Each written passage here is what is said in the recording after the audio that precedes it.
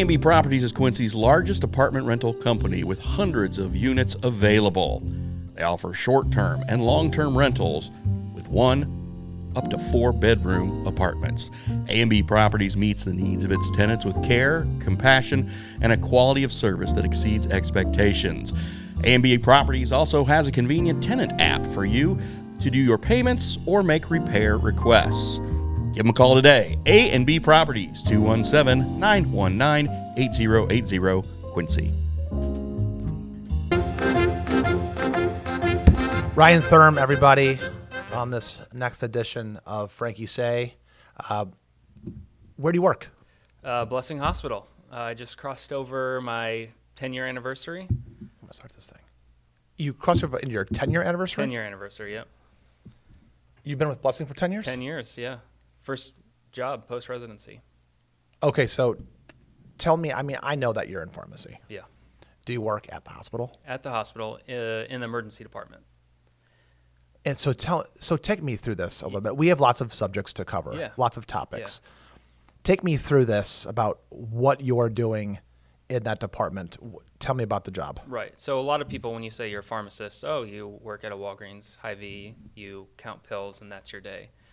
And there's a lot of different subjects in pharmacy, but one of them, which is clinical pharmacy, where you don't actually work in a pharmacy, you work alongside physicians, nurses, the whole healthcare staff on the floor, decentralized from the actual main pharmacy in a hospital setting. So one of those areas amongst all the floors in the hospital is the emergency department. It's high risk for medication areas or medication error areas, and they need pharmacists there to reduce those errors. So it's a lot of working at the bedside.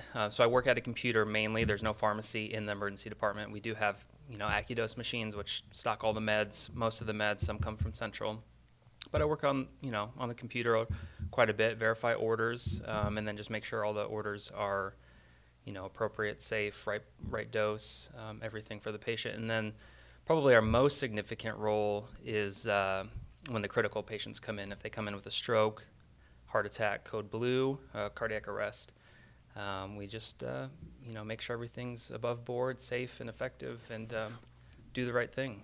When I went to Blessing, I went to the ER one night. I woke up. I was having a panic attack. Yeah. And there's a lot to this story, kind of a personal story, but I've got some actual pharmacological.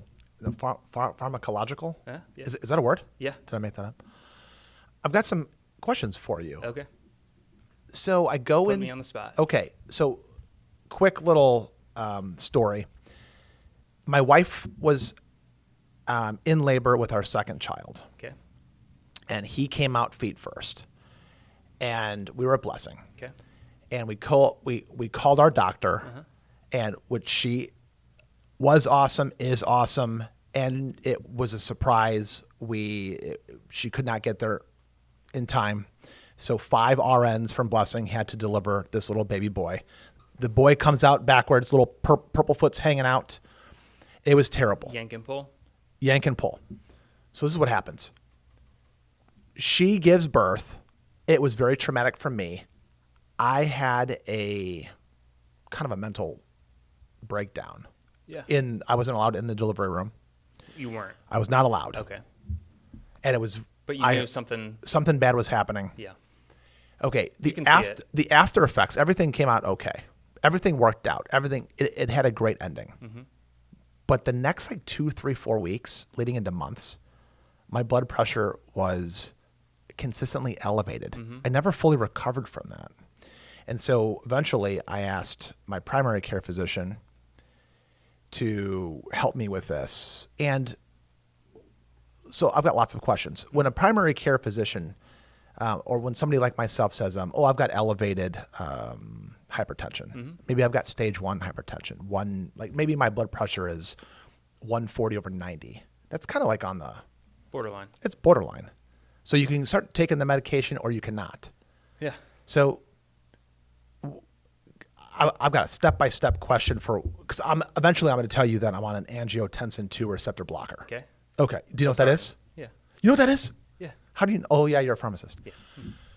So they eventually diagnosed me with stage 1 hypertension, and I went on a lot of different kinds of blood pressure medications, and I rested on this one particular one. Okay. My first question is, when you're looking for blood pressure meds, how many do you have to go through to find the one that suits you? How does that work? How does that process? Well, that would be, patient specific. If they have super high blood pressure, 180s higher, sometimes they need to go on 2 right from the beginning. It's really just trial and error. There are guidelines if patients, have diabetes with hypertension. There's specific ones that they're recommended to start first. If there's other situations where different medications are called for first. But it's really trial and error, and then managing the coexisting comorbidities that they have. That's with a lot of meds. You kind of try the recommended first line agents. If that doesn't work, you kind of move down. So as a pharmacist, how involved are you? Is it the primary care physician making all of these decisions, or do doctors ask you questions? Do they refer to you and ask for your expertise? So they rely heavily on us for medication management. We have a great working relationship where, they do a lot of the diagnosing, and then they rely on us to help free up their time to see more patients. So we help manage the medication. Obviously, it all comes down to their decision, but it's very collaborative to where they can rely on us, help make them more efficient and safe, and then we can just focus on the meds and help manage them that way. So did you say that you work in the ER? In the ER, yep. So for instance, somebody comes in, let's say they have a skin infection, and they're going to be discharged. So they would just come up, very common scenario. They'd come up to say, hey, this person, looks like they have some cellulitis. They're going to be discharged. What antibiotics would you recommend? And so we just tell them what antibiotics, the dose, the length, and they'd say, okay, great. So that saves them the time from having to look up and dig into the chart what they need, look at allergies and everything. That's just something that they can take off their plate and trust. That trust is built over the 10 years that I've been there. Oh my gosh.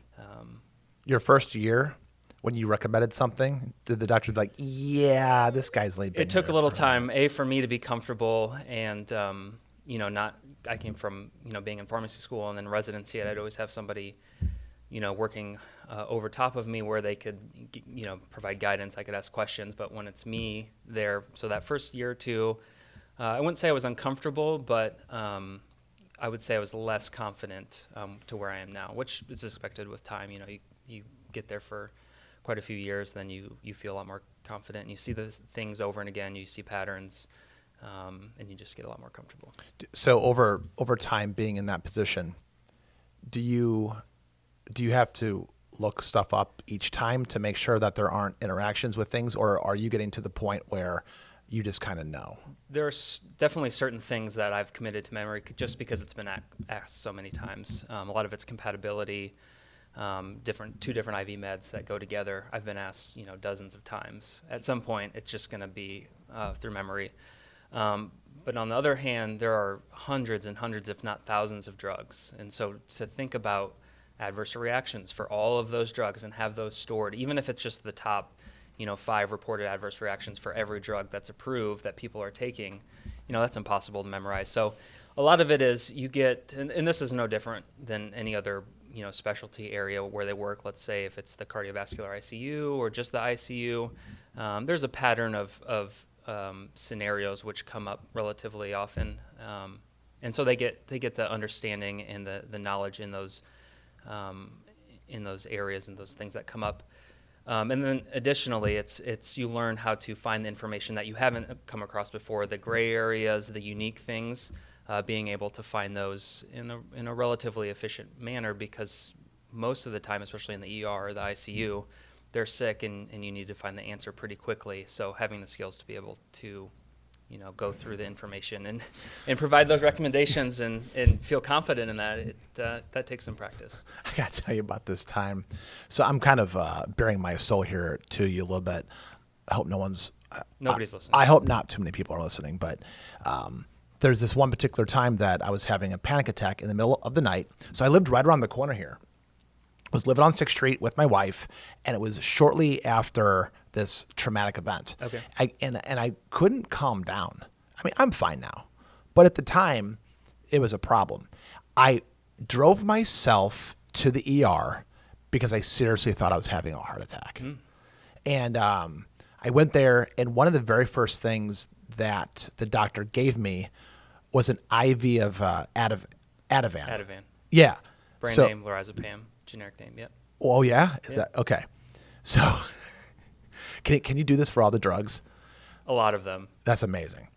So they wanted to find out exactly what was wrong with me. So the first thing they did was they tried to figure out if it was my head or if I had an actual problem. So they gave me the Ativan drip, which is amazing, by the way. Yeah. Have you ever had one? No, fortunately not. I'll tell you what, as a But I've pharmacist, seen as a that pharmacist who doesn't know what that is, I'm making a joke. I can guess. I'm telling you, it's great. I've seen its effects You enough. should prescribe that to everybody who comes Well, in. As a matter, no, I'm kidding. There's some downsides. There's some downsides, like being addicted to yeah. that kind of stuff. Physical, psychological dependence. Yeah. But but it was really good stuff. And then eventually, when I went to my primary care physician, later that day or week or whatever, we eventually settled on the angiotensin 2 receptor blocker, an ARB. Yep. And you called it a what? What's the chemical I'm name? guessing you're on losartan. Yeah, it's like that. 50 milligrams? Actually, it is alisartan. Oh, okay. It's a designer drug called a Darby. Oh, Have you ever heard of a Darby? yeah. That's dual. There's two meds in that one. Right. Or Well, no, that's a Darbichlor. Darbichlor. Yeah. Darbichlor has a diuretic in it, which I do not need that. Yeah. Chlorthalidone Right. and So alisartan. I do not need that crap. Just give me the straight of Darby. Interesting. And that's a designer Is drug. that your first ARB that you were on? First one, amazing. Amazing. Interesting. I can run through a brick wall. As a matter of fact, I'm stronger now than I've ever been. But anyway, if anybody's listening and you're having some weird blood pressure issues, don't listen to me. I'm not prescribing any medication. Neither is Ryan Thurm. But Maybe try some generic ones first. for $1.75. Yeah, not Yeah, the- don't pay my $100 the brand name per every month, yeah. Anyway, so good. So you've got a lot of other interests, and one of the reasons why, the very first time that we met in person, I think we kind of met. This is going to sound. See, I mean, I can't say what I want to say. I was going to. I don't want to give it. It's just us. It's just us. I met you. So you're married Yes. to a woman? Yes. Yeah, me too. Wonderful wife. But we met online. We did. You got to be careful how you say Yeah, these things that's because the wrong person can get the wrong opinion here. Idea. But we kind of through the socials, and we're having these liberty conversations about how to maximize liberty for the individual. Right. And I remember just coming, into contact with you over in the area, and you would always say you'd have these fantastic libertarian ideals that when you would write that stuff, I'm reading, I'm like, Yeah. oh my gosh, how does he know that? Because you are obviously somewhat educated in the libertarian arts. Somewhat. I like to pull a lot from a lot smarter people than I. I listen to a lot of liberty podcasts and a lot of smart people talking. And it's kind of like outsourcing your knowledge to other smarter people, and you take it in by osmosis, listening to them. And it makes sense. A lot of it makes sense. It's hard to argue.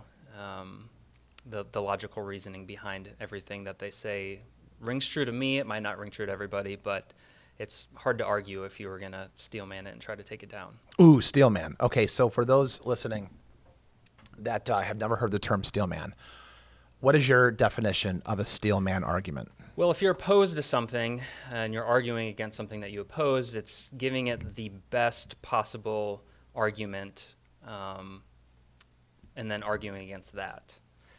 So the biggest and boldest truth that you can put behind something that you disagree with, and then argue against that. Yeah. Versus the straw man opposite was essentially arguing against something that's fictitious and somebody's not saying or somebody doesn't believe. Yeah, you're arguing against something that actually doesn't exist or wasn't said. Yep. Yeah, straw man. So the steel man case, and the reason why, Ryan, the reason why I wanted to kind of talk about this. Are you good? You need some water or anything? No, I'm good. Okay. The reason why I want to talk about this is because the online world, the digital world, Yeah. the news, anything that's on a flat screen that talks about politics or opinions or fallacious argumentation or debate or just like fun conversations that you're having with people in real life. Right. I had some family over this past weekend, and I had one of my cousins over that I haven't spoken to in a very, very long time. And we're having cocktails. Have you ever been in your kitchen or somebody else's kitchen and have the political conversation? Yeah. Has that ever happened? Yeah, and it comes out a little bit more after a few drinks. Some of my friends will attest to that. You get a little bit more reserved Ryan pre-drinks, and then a few drinks, and then opinions start coming out a little bit stronger. So my cousin, who I love very much, and you know, if he's listening, he knows how much I love him. He said something kind of like just he hadn't thought it through. He didn't think it through. Super smart dude, really good guy, but he hadn't thought it through all the way through. And I said, let me tell you something. I'm going to steel man your case. I think this is a really good thing for us to touch on just briefly about when you're having a conversation with somebody and you want them to understand that you understand their point of view because you're going to go against it here in a second. Right. Everybody wants to be heard, brings the guard down.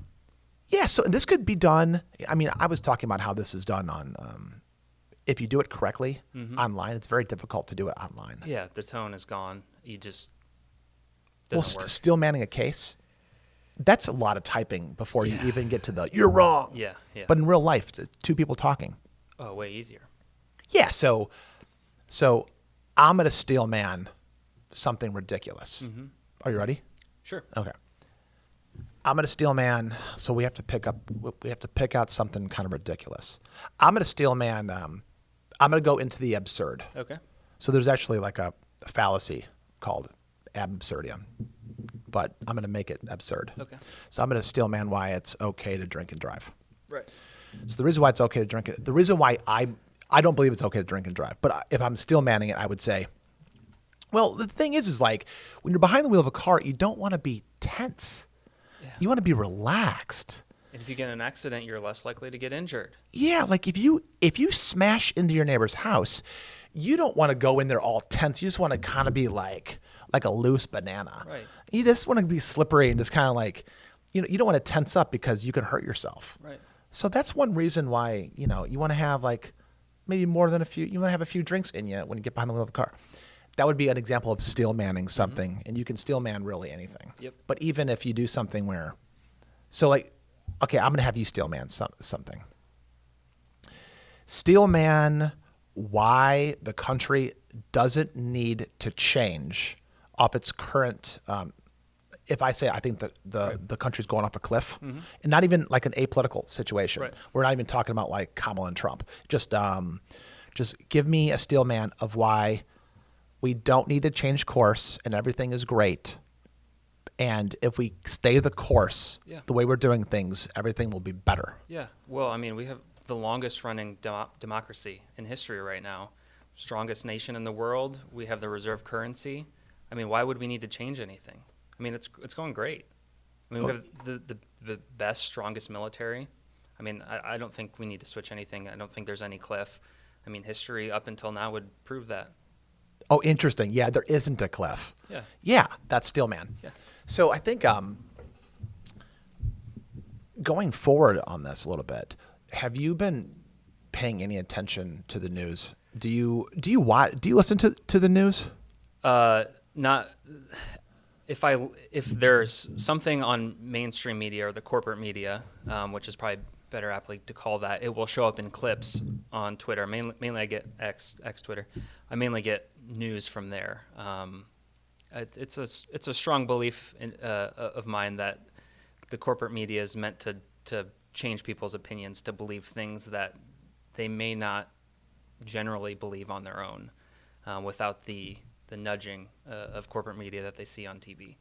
I think when you get in a much more independent arena, different points of view, you're a lot freer to make your own decision. So no, I don't watch a lot of NBC, ABC, Fox News. In my opinion, all corporate media is the same. They're just trying to change your opinion on a bigger scale. And I prefer to, for my own beliefs, trying to get as much information on a subject or different points of view from intelligent, wise people that I trust, and seeing what they have to say about it. What do you say to people who don't understand yet the power of Twitter or the power of X? Which, by the way, I'm sorry, but I like Elon. I don't think that's a good I'm gonna name. call it Twitter forever. So. Can we call it Twitter? Yeah. Okay, so when we're talking about X, we're talking about Twitter. We're going to talk about Twitter. Okay, let's just call it that. Because when you write on Twitter and you publish it, you post it, that's a tweet. Yeah. Yes. It's still called that, right? No, it's a post. It's not. Oh, it's a post? It's a post. Yeah. Oh, I didn't know that. You post on X. I was trying to get my brother-in-law to get on Twitter. He goes, I'm not getting on that crap. Like, I'm not doing that. That's stupid. Yeah, because he's told that that's a far right-wing hangout, and he doesn't want to be involved with that. But it's only been a far right-wing hangout for like 9 months. Yeah, Because before it was far left. it was. Is X the best platform in the world right now, or does it depend if you lean left or right? From a breaking news standpoint, I think it's the best. My wife and I were driving back from Michigan when Trump got shot, and we weren't turning on the radio. We weren't trying to stream NBC News or CNN to see what they had to say. It was being on Twitter, to see what everybody else was posting, and essentially a conglomeration of everything that was coming out, all in one feed to where you can find it, without the editorializing or talking about which side or what was going on. It was just kind of showing you, and it was the sharing of eyewitness videos from people there, and it would get amplified, and you get to see what actually happened from different video perspectives, without a commentator telling you what to think about something. Do you think that assassination attempt was staged?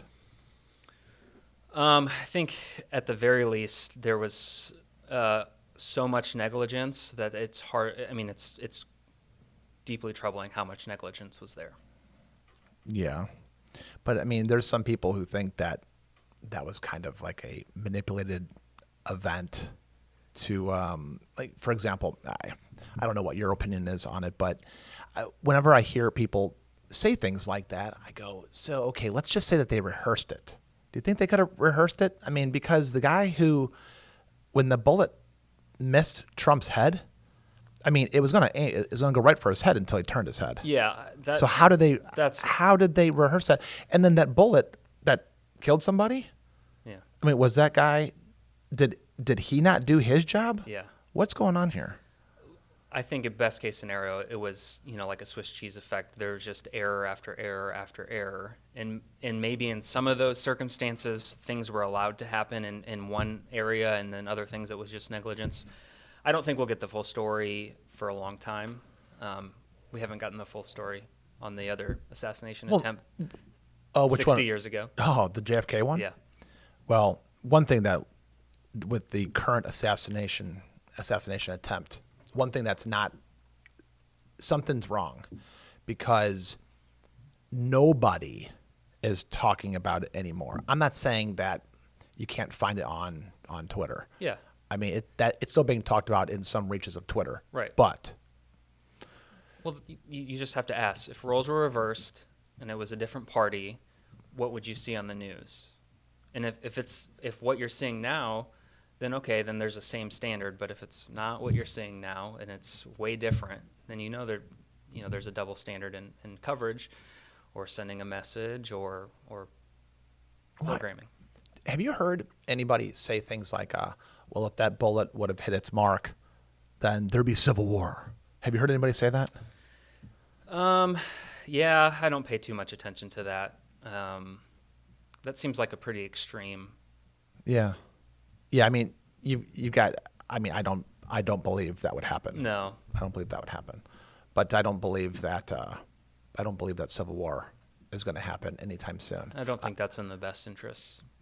You know that did you, in the green room, you and I were talking about that guy that I potted with last week via Zoom. Yeah. Ivan Raiklin. So I do not believe that guy is some kind of like batshit crazy conspiracy theorist guy. I don't think that, because he was talking about the stuff that has happened, the stuff that is happening, Yeah. like past events, Yeah. and he's trying to hold people Yeah. accountable. So I just think he's on a man with a mission. What was your impression of that guy? I think he's dedicated to that cause that he's picked up.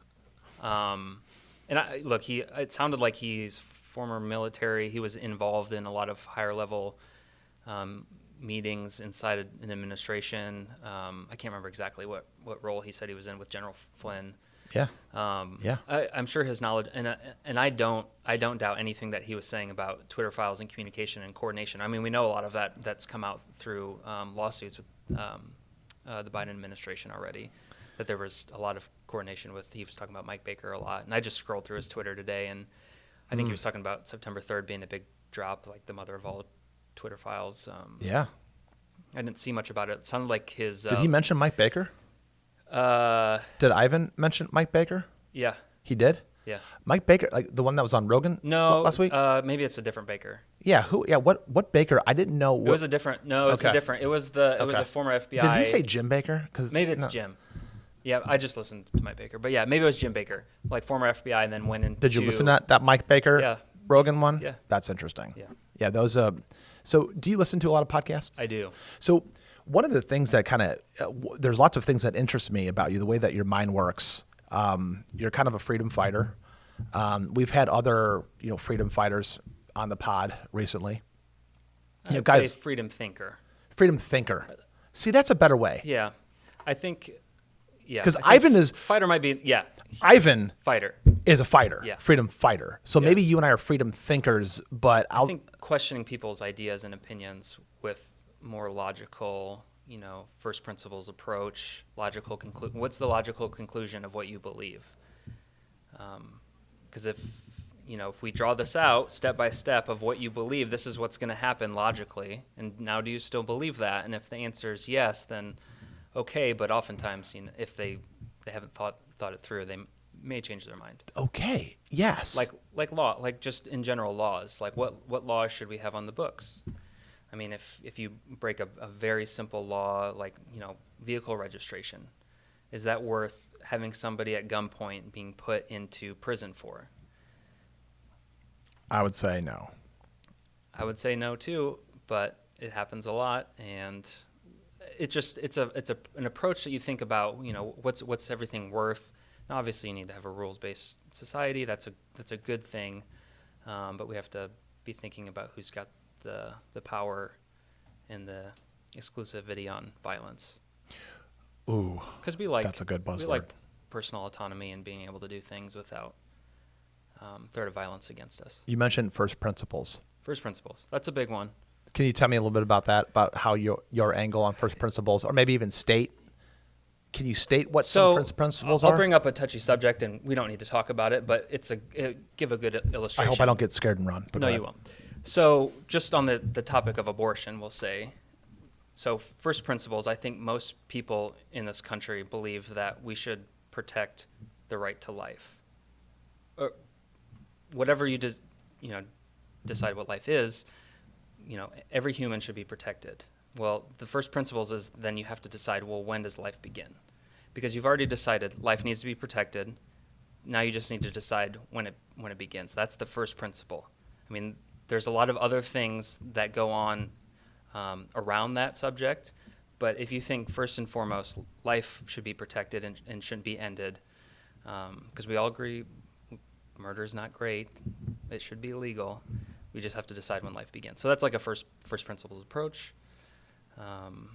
So obviously you and I did not plan to come here to talk about abortion. No. But I mean, that example shows how, especially with the libertarian approach, which by the way, whenever I'm talking about libertarian ideals, I know there's a lot of people on the left that have libertarian ideals, but they can't reconcile them. And there's other people kind of on the right that have libertarian ideals and the left can't reconcile them. Mm-hmm. But there's something when you're talking about first principles. Is the NAP, the non-aggression principle, is that a first? Yeah. Don't hurt other people. Don't hurt other people. Unless you're threatened or hurt yourself, yeah. That's right. a pretty big one. That's and a big one. That goes along with, policy worldwide. I mean, not just individual self, but country policy as well. Yeah, the NAP. And I think the NAP, the non-aggression principle, is if that's your first principle, if you're trying not to hurt somebody, it's like kind of in pharmacy, like the Hippocratic Oath, right? Yeah, like, I mean, you've taken the Hippocratic Oath. Yeah, it's a little different. It's more benefits versus risks, but it follows a lot of the same principles, I'd say. Right. Yeah. But I mean, I'm not saying pharmacy is like politics at all, because it's not. No. It's not. It's two different things. But I think that the NAP is very important when trying to talk to somebody about how we should move forward in the world. And so, it goes back to like my cousin. You want to know what we were talking about? Yeah. Let's get back. Yeah. So he goes, I'm totally on the right. I'm totally like, yeah. All of this stuff and like, more freedoms. And we're talking about, we agreed on everything. Yeah. And then he goes, but I don't think billionaires, I don't think there should be billionaires. I don't think there should be any billionaires. I think like they should not have all that money sitting in the bank. 150 million in the bank, they should not have that in there. There's so many things you can do with that money. So I go, and so this goes back to like, we're in the kitchen, we're drinking. Yeah. You know how, I don't know, I was born in the late 70s. And I have heard my grandparents and parents say that you don't, when family comes over, don't talk about politics, don't talk about religion. I'm like, okay, so there's only like one other thing to talk about, and that's sports. Yeah. That's the only other thing that you can talk about. Yeah.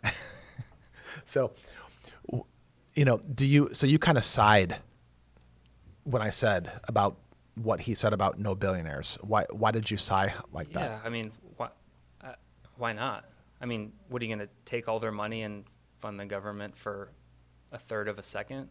Yes. I mean, what good does that do? It's out of envy. It seems like these people have it really good. They have more money. They shouldn't have that money. AKA, I should have some of that money. I mean, you want people to do well. You want a society where you can do well. You can grow your income, grow your wealth. Nobody's keeping you down. And looking at people, above you, because there's always going to be, even there's only one person at the top, everybody under them, there's going to be someone above them. And so continuing to point upwards and saying, God, they have too much money. Why can't they just spread that around a little bit? Yeah, it's like I mean, they're not impacting you. You're worried about things that aren't impacting you. Somebody else having $1 billion or however much money it is, it doesn't impact you in your life. There are things that impact your life. You should probably focus on those. But somebody else having $1 billion does not impact your life, and nor should we use the threat of violence from the government to take that money from them because it doesn't make you feel good. Well, no, yeah. That seems to be the argument. I haven't heard cogent argument, or if the argument comes out, pay their fair share, and it's like, well, the top 1% pay 90% of all federal taxes or something like that. I mean, the pay your fair share thing. If somebody believes the pay your fair share line, they are misinformed about who pays the taxes in our country. And also, the people who are saying that, I like to come at them and say, I'm so glad you said that because you are not paying your fair share. Yeah. Because, I mean, if they want to make that personal against a stranger, the best way to do that is for me to make it personal against them. It's because, so now we're throwing knives at people, not you, me. If someone says pay your fair share, all you have to do is say, you're not paying your fair share. But you know what's crazy is I love using this question as kind of a beating stick. Now, I'm going to ask you, do you know of anybody in your life, strangers, anyone, just kind of think, do you think anybody that you know, loved ones, friends, do you think they know the total net percentage of taxes they pay relative to their annual income? Do you think you know of anybody who knows? So I'm saying everything. Right. Like, yeah. Like, for example, if I go to the fuel pump and I put gas in my car, am I recording the fuel tax in a spreadsheet? Am I writing that down? When I go to Culver's or sales tax, am I writing the sales tax down and writing that down? Because I've already been taxed on my money once. Yeah.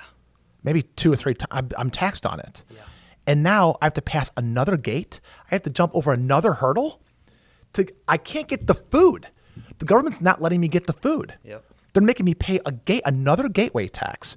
They have me jumping from left foot, right foot, and they're just up there laughing their asses off. Yep. Because it doesn't matter how much I pay in taxes. They're going to run a $35 trillion national debt. Yep. It doesn't matter how much I pay. Is it 30? Is it getting close 36? to 30. Is it 36T? Probably getting close to 36. I think it was $1 trillion every 100 days. $1 trillion every 100 days. And it doesn't matter who's in office. Nope. It doesn't matter if Trump's in office or Biden Nope. or Kamala. It doesn't matter. So back to my cousin, he just wants to. It would just make him feel better. Yeah. If I mean, the billionaires. what are they going to do with the money if the billionaires don't have it? Where is it going to go? Is it going to go to the federal government? And you would ask first principles. Okay, do you think the government is a good steward of money? And if he believed that, then you would say, okay, well, why aren't you writing a check to the IRS extra on top of the taxes you already owe if it's a good thing to do? I mean, just write an extra check. Well, I mean, I said Donate something to like the IRS. Donate. If they're good stewards of money, they'll do good things with it. I mean, I want to see. I mean, I ask those people. So supposedly Catholics are supposed to tithe. Yeah. And I was baptized a Catholic, but I honestly, and if my pastor's listening, I love you, and I love God and I love Jesus, and also I don't believe I'm able to tithe like 10%. Right. I don't think I'm really able to do that. I probably am, but I guess maybe I'm not. But it doesn't change the fact that I'm donating to philanthropies. Mm-hmm. I'm doing the best I can. Mm-hmm. But I don't think that the average person, it seems to me that people who want the higher taxes, like the people in government who are saying they want to raise the capital gains, they want a tax on unrealized gains, capital gains. Have you heard about that one? Oh, yeah. So Again, if we can talk about that one. People believe that's a good idea, then they don't understand finances. Okay, so tell me what is your understanding of taxing unrealized capital gains? So if we'll just use your house for an example. Okay. Now, I don't think this necessarily applies, but if your house goes up $200,000 in a year, then if it's 25%, then you have to pay $50,000 on the increase in value of your house. Right. And you just have to write a check for $25,000. Well, what if you don't have $25,000 to write a check? Then you're gonna have to sell your house. That's very simplified. You can't. It's a ridiculous thing to say, but you know why?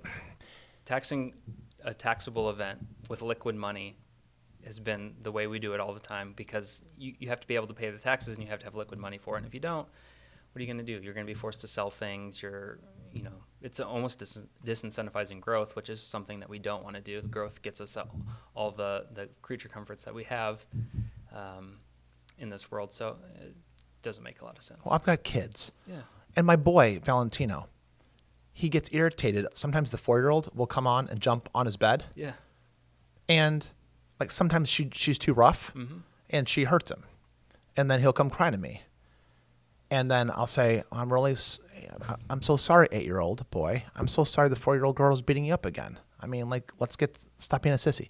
But anyway, it's almost like if my 8-year-old, before the 4-year-old walks she's just walking down the hall on the way to her room, and he stops and yells at her and says, "Stop jumping on my bed." And the 4-year-old says, "I'm walking to my room." He says, "Yeah, I know, but just in case." Yeah. Well, it's like this whole idea of government coming in and taxing unrealized gains on capital gains.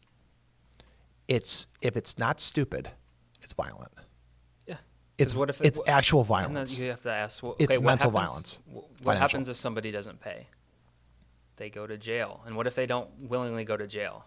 Well, they get a gun pointed at them and they get escorted to jail. Correct. Yeah. Correct. What happens if you do wind up selling some kidneys to pay for the equity, but then there's a housing market crash, and then all of a sudden your house goes back down to the price that you paid for it?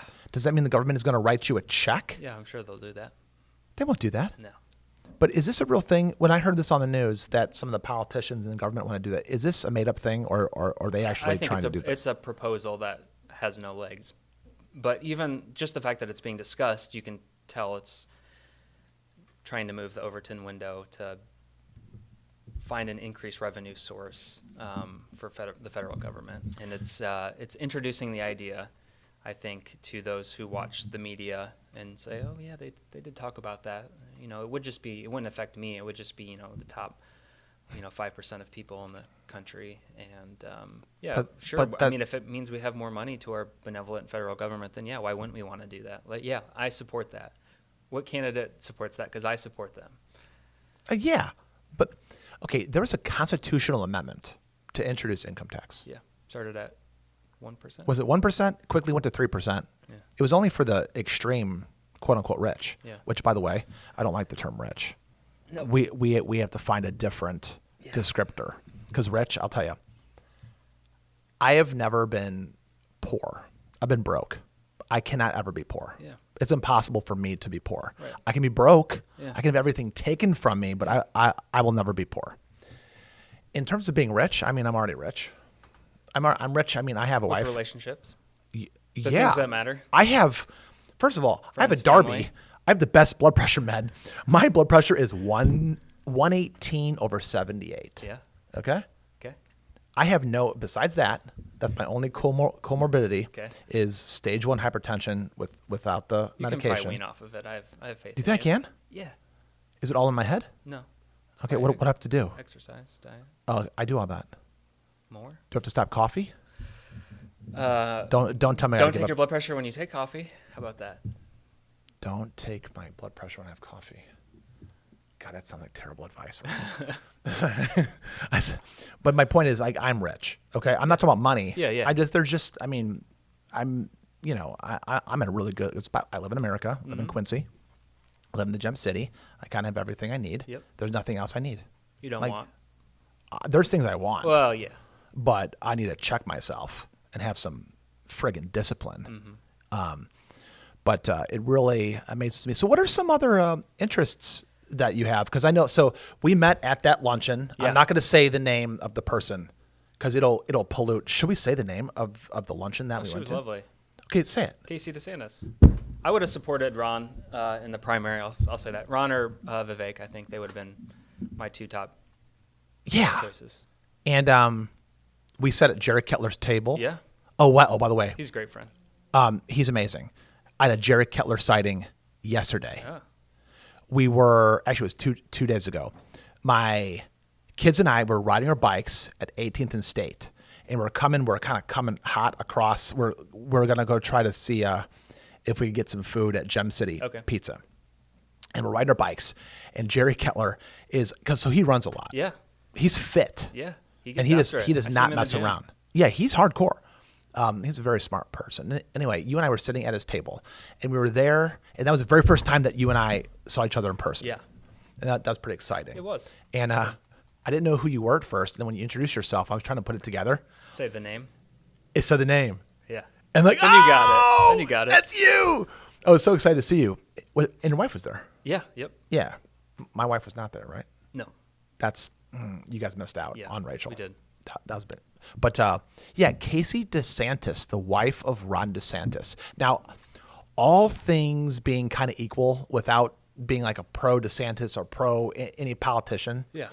I don't think I've ever been in a room listening to a person of her stature in terms of articulation and vibe, the energy coming off Right. her.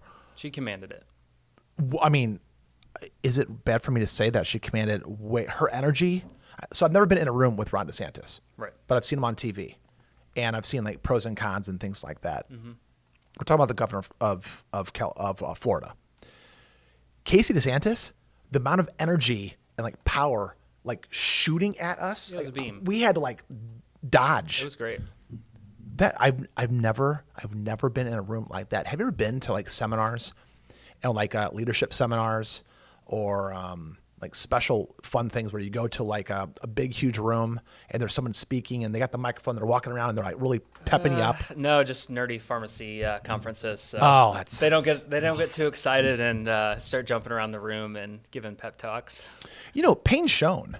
Do you know Payne Schoen? I know of him, yeah. So he does this leadership conference at least once a year, but he has an annual thing where he's got really good speakers, and he brings these people in on screen. Okay. And they usually do it. Sometimes they do it at Madison Park Church. Sometimes they do it other places. But if you ever want to get like knock your socks off and walk out there feeling, whoa, Enthused? I just got like a big pep talk. Yeah. Yeah, that's a place that I recommend going to Payne Schoen's leadership events. All right. But Casey DeSantis, holy moly! I came home.